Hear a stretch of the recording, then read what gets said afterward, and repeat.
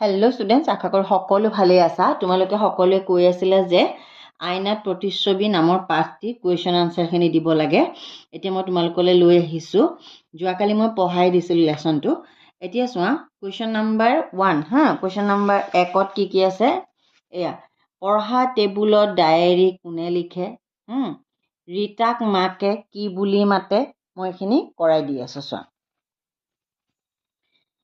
পঢ়া টেবুলত ডায়েৰী কোনে লিখে? ৰীতাই পঢ়া টেবুলত ডায়েৰী লিখে।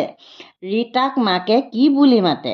ৰীতাক মাকে মাজনী বুলি মাতে। মাকে জীয়েকক মৰমতে মাজনী বুলি মাতে। হ'ল। তাৰপিছত স্কুলৰ বাইদেৱে ৰীতাক কি লিখিবলৈ কৈছিল? স্কুলৰ বাইদেৱে ৰীতাক কি লিখিবলৈ পৰামৰ্শ দিছিল? স্কুলৰ বাইদেৱে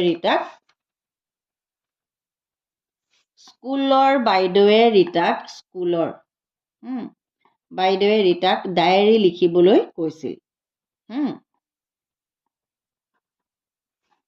ৰীতাই ডায়েৰী কেতিয়া লিখে? ৰীতাই কেতিয়া ডায়েৰী লিখে? তোমালোকে লেচনটো পঢ়ি নিজে কি গম পালা? ৰীতাই কেতিয়া ডায়েৰী লিখে?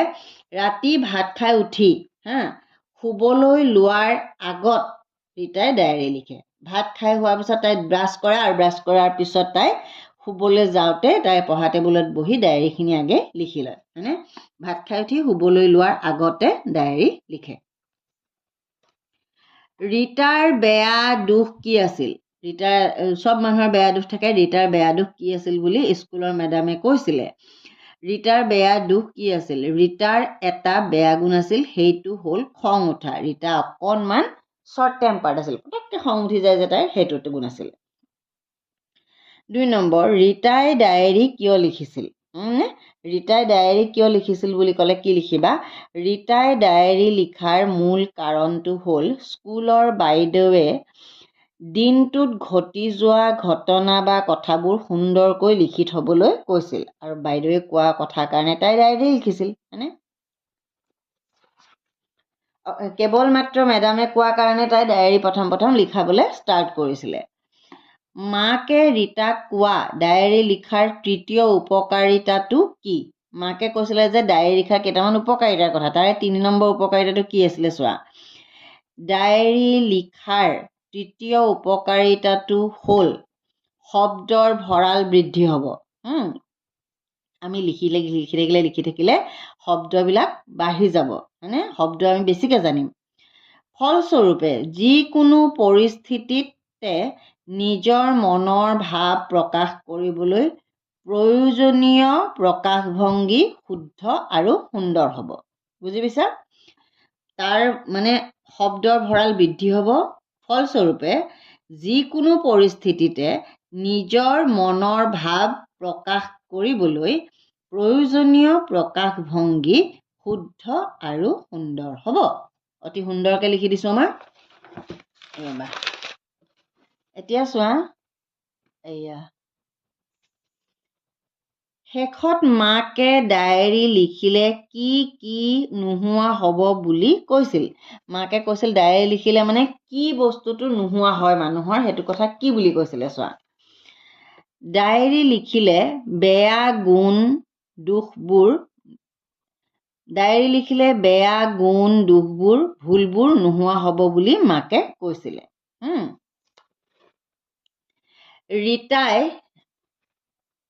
ৰীতাই লোক ঢাক নকৰাকৈ ডায়েৰীত কি লিখে? চোৱা, ৰীতাই যে ডায়েৰী লিখে, ডায়েৰীখন আমি নিজে পঢ়োঁ, ডায়েৰীখন বেলেগক দিবলৈ নহয়, ডায়েৰীখন নিজে পঢ়োঁ। তাত একো লোক ঢাক নকৰাকৈ নিজৰ কথাবোৰ লিখিব লাগে। ৰীতাই দিনটোত কি কৰিলে, কি পঢ়িলে, তাইৰ বিষয়ে ভাল বা বেয়া গুণৰ কথা, কোনে কি ক'লে, এই সকলোবোৰ কোনো লোক ঢাক নোহোৱাকৈ লিখি যায়। বুজি পাইছা? ডায়েৰীত বাক্য দীঘল নহ'বলৈ মাকে ৰীতাক কি উপায় দিছিল? যেতিয়া ৰীতাই মাকক কৈছিল যে মা, চব কথা লিখিলে দেখোন বহুত দীঘল হৈ যাব ডায়েৰীবিলাক, তেতিয়া মাকে কৈছিলে যে ডায়েৰীত বাক্য দীঘল নকৰিবলৈ বা দীঘল নহ'বলৈ মাকে ৰীতাক কি উপায় দিছিল? ডায়েৰীত বাক্য দীঘল নহ'বলৈ মাকে ৰীতাক চুটি চুটি বাক্যৰে লিখাবোৰ লিখিবলৈ কৈছিল। আমি যিবোৰ কথা প্ৰকাশ কৰিম তাৰ বাক্যবোৰ আমি কি কৰিব দিছোঁ, চুটি চুটি কৰিব দিছিলে।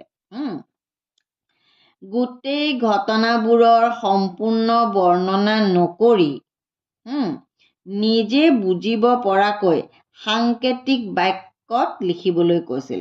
মানে গোটেই কাহিনীটো লিখি থাকিলে বহুত সময় হৈ যাব, সেইকাৰণে নিজে বুজিব পৰাকৈ কিছুমান সাংকেতিক বাক্যত লিখিবলৈ কৈছিলে। তাৰ ফলত আমি একদম কম সময়ৰ ভিতৰতে ধুনীয়াকৈ আমি লিখিব পাৰোঁ, হয়নে? এতিয়া চোৱা, ডায়েৰী লিখিলে কি লাভ হয় বুলি কৈছে। ডায়েৰী লিখিলে কি কি লাভ হয় পাঠৰ সহায়ত 5টা বাক্যত লিখা। চোৱা, এতিয়া আমি কি পঢ়ি আছোঁ, ডায়েৰী কিয় লিখিব লাগে তাৰ ওপৰত পঢ়ি আছোঁ নে নাই? এতিয়া চোৱা, ডায়েৰী লিখিলে কি কি লাভ হয়। ডায়েৰী লিখিলে কি কি লাভ হয় পাঠৰ সহায়ত 5 শাৰী বাক্য লিখা। অ'কে, ডায়েৰী লিখাৰ ফলত আমাৰ কি লাভ হয় চোৱা। 1 নম্বৰ, লিখাৰ অভ্যাস গঢ়ি উঠে। হ'ল। 2 নম্বৰ, কম কথাতে মনৰ ভাৱ প্ৰকাশ কৰিব পৰা হয়। অ'কে। 3 নম্বৰ, শব্দৰ ভঁৰাল বৃদ্ধি হোৱাৰ লগতে যিকোনো পৰিস্থিতিতে নিজৰ মনৰ ভাৱ প্ৰকাশ কৰিব পৰা হয়। অৰ্থাৎ শুদ্ধকৈ প্ৰকাশভংগী প্ৰস্ফুটিত হয়।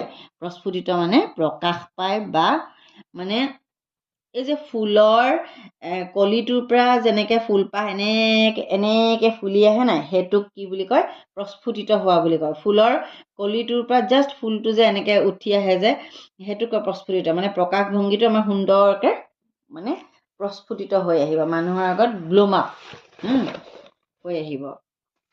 আৰু 4 নম্বৰটো কি চোৱা, লোক এজনে ডায়েৰী লিখিলে নিজৰ ভাল বেয়া গুণ দোষবোৰ সকলো লিখা হয়। অ'কে। পিছত যেতিয়া পুনৰ পঢ়ি চোৱা হয় তেতিয়া নিজকে আইনাত দেখাৰ নিচিনা হয়। আইনাত যিদৰে নিজৰ চেহেৰাৰ লেতেৰা চাফা দেখিবলৈ পাওঁ, ঠিক সেইদৰেই এজন লোকে তেওঁ নিজে লিখা ডায়েৰীৰ মাধ্যমেদি বা যোগেদি নিজৰ ভাল বেয়া গুণবোৰ বিচাৰ কৰি চালি জাৰি চাব পৰা হয়। হয়নে? ডায়েৰী মানে কি, আমাৰ জীৱনত ঘটা ভালটোও লিখিম বেয়াটোও লিখিম। পিছত যেতিয়া আমি চাম ডায়েৰীখন, তেতিয়া এইটো কাম আমি বেয়া কৰিছিলোঁ, এইটো কাম আমি ভাল কৰিছিলোঁ, তেতিয়া আমি সেই বেয়াখিনি এৰি ভালখিনি গুৰুত্ব দিম তাৰমানে। গতিকে ওৱান কাইণ্ড অফ এখন কি mirror, diary is a mirror. আমি মিৰ'ৰত প্ৰতিচ্ছবি ৰিফ্লেকশ্যন দেখিলে আমাৰ যেনেকৈ ছাপ'জ আমাৰ মুখখনত লেতেৰা লাগি আছে, আমি ক'ত দেখা পাওঁ, আইনাত দেখা পাওঁ, হয়নে? আৰু লেতেৰাখিনি আমি চাফা কৰি ভাল হওঁ। ঠিক তেনেকৈ ডায়েৰী এখনত যেতিয়া আমি লিখোঁ, আমাৰ ভুলখিনি তাৰমানে যেতিয়া লিখোঁ নাই, সেই ভুলখিনি আমি পিছত যেতিয়া আমি পঢ়িম, ভুলখিনি আৰু নকৰোঁ বুলি আমাৰ মনত এনেকুৱা ভাৱ হ'ব, আমি সেইখিনি ভুল আৰু নকৰোঁ, আমি ভাল হ'ম, হয়নে? সেইখিনিৰ কাৰণে আইনাত প্ৰতিচ্ছবি বুলি কৈছে। তাৰপিছত 5 নম্বৰটো হৈছে, ডায়েৰী লিখাৰ ফলত মিছা কথা কোৱা স্বভাৱ, চুৰ কৰা স্বভাৱ, খং উঠা স্বভাৱ, এলেহুৱা স্বভাৱ আদি বদ অভ্যাসসমূহ নোহোৱা হোৱা দেখা যায়। হ'ল। তাৰমানে এইবিলাক আমি ডায়েৰী লিখোঁতে আমি যে লিখোঁ নাই, আজি আমুকত যোৱা কথা আছিলে কিন্তু মই শুই থাকিলোঁ, মই যাব নোৱাৰিলোঁ, বা মোৰ মন নগ'ল, মই যাব নোৱাৰিলোঁ। এই 2টা বেয়া কথা। পিছত পঢ়িলে আমাৰ মন যাব নাই, মোৰ এলেহুৱা স্বভাৱটোৰ কাৰণেইতো আজি এনেকুৱা হ'ল, হয়নে? গতিকে এই যে এলেহুৱা স্বভাৱ ইত্যাদি বদ অভ্যাসসমূহ নোহোৱা হ'ব। ডায়েৰী পঢ়াৰ ফলত আমাৰ এই 5টা বিৰাট ধুনীয়া আমাৰ উপকাৰ হয় ডায়েৰী লিখাৰ ফলত। এতিয়া বিপৰীত শব্দ আছে ইয়াতে, লিখা পঢ়াও হ'ব পাৰে বা নিলিখাও হ'ব পাৰে। চমু দীঘল, লগা নলগা, দেখা নেদেখা, ৰাতি দিন। অ'কে, মই ধুনীয়াকৈ তোমালোকক এতিয়া এইখিনি দিলোঁ। তোমালোকক বৰ ধুনীয়াকৈ মই কুৱেশ্যন আনচাৰখিনি কৰি দিছোঁ, তোমালোকে বহীত লিখি ল'বা। অ'কে, তাৰপিছত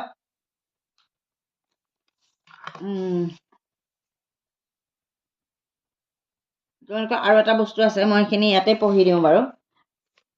ইতিমধ্যে তোমালোকে পাঠটো পঢ়িলা, ইয়াত নতুন কথাও শিকিলা। এতিয়া আমি যি কথা আলোচনা কৰিবলৈ ওলাইছোঁ, আগতেও এই বিষয়ে কিছু জানি আহিছা। পাঠটোলৈ মন কৰা। এই যে পাঠটোৰ বাক্য কিছুমানত চোন, দেই, সেয়াও কথাই ব্যৱহাৰ কৰা হৈছে,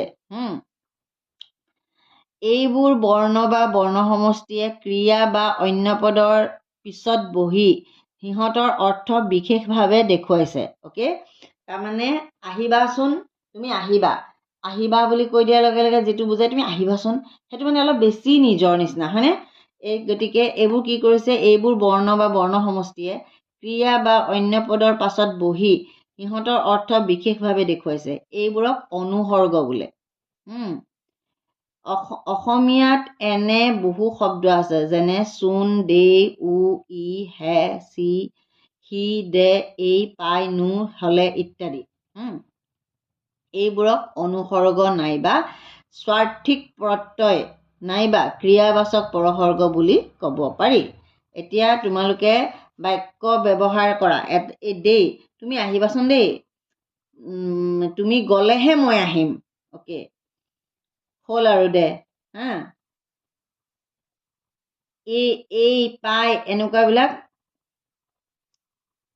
তোমালোকে বাক্যত ব্যৱহাৰ কৰিব জানা নে নাজানা? যদি নাজানা কমেণ্ট কৰিবা, মই তোমালোকক বাক্য ৰচনা কৰি দিম। আৰু এটা বৰ ধুনীয়া ইয়াতে দিয়া আছে, এইটো পঢ়াটো দৰকাৰী, ক্লাছ 10ত আছে হ'বলা, এনি ফ্ৰেংক ডায়েৰী। এটা ইংলিছ লেচন আছে, লেচন নে ৰেপিড ৰিডাৰ আছে মই চাব লাগিব, ছাপ্লিমেণ্টাৰী ৰিডাৰতে আছে নেকি, কিন্তু এনি ফ্ৰেংকৰ ডায়েৰী। বিখ্যাত মনীষীসকলে তেওঁলোকৰ দৈনন্দিন জীৱনত যি কাম কৰে বা ঘটনা ঘটে তাকে লিপিবদ্ধ কৰি থয়। এইবোৰ পঢ়ি আমি বহুতো জ্ঞান লাভ কৰিব পাৰোঁ। ছাত্ৰ ছাত্ৰীসকল এইখিনিতে আৰু এটা কথা জানি লোৱা, দিনলিপি অৰ্থাৎ ডায়েৰী লিখাটো ভাল কাম। নিজকে শুদ্ধ কৰিবলৈ ই এটা ভাল উপায়। চিন্তা আৰু স্বভাৱৰো পৰিৱৰ্তন ঘটায়। তোমালোকেও দিনটোত লাভ কৰা ভাল বেয়া অভিজ্ঞতাবোৰ লিখি থবা, তেতিয়া নিজকে বিচাৰ কৰি চাব পাৰিবা। তোমালোকে কোনো বিশেষ ব্যক্তিৰ দিনলিপি সংগ্ৰহ কৰি অধ্যয়ন কৰি চাবা। তোমালোকে বাৰু এন ফ্ৰাংকৰ নাম শুনিছানে? তেওঁ জাৰ্মানীৰ ফ্ৰেংকফুৰ্ট নামৰ নগৰত 1929 চনত জন্ম হৈছিল। তেওঁ অতি সৰুৰে পৰাই ডায়েৰী লিখিছিল।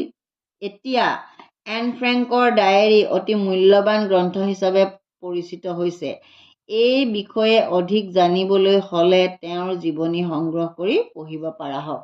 ইয়াতে তোমালোকক ডায়েৰী লিখিলে কি কি হয় লাভ, আৰু ডায়েৰী কিয় লিখিব লাগে, আৰু এখন আমি বিখ্যাত ডায়েৰী এন ফ্ৰেংকৰ ডায়েৰী, এই বিষয়ে আমি জানিলোঁ।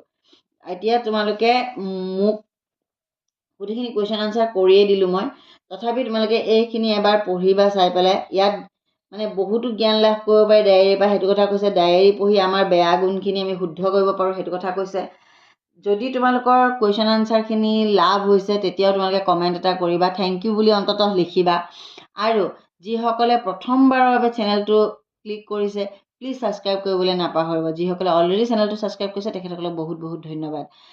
মই অকল অসমীয়াই নহয়, মেথছ, ছায়েন্স, ইংলিছ সকলোৰে ভিডিঅ' বনাওঁ। যিসকলে অসমীয়াৰ কুৱেশ্যন আনচাৰ বিচাৰিছা তেওঁলোকক অনুৰোধ কৰিছোঁ, তোমালোকে প্লিজ ছায়েন্সৰ ভিডিঅ', মেথছৰ ভিডিঅ'খিনিও ক্লিক কৰিবা।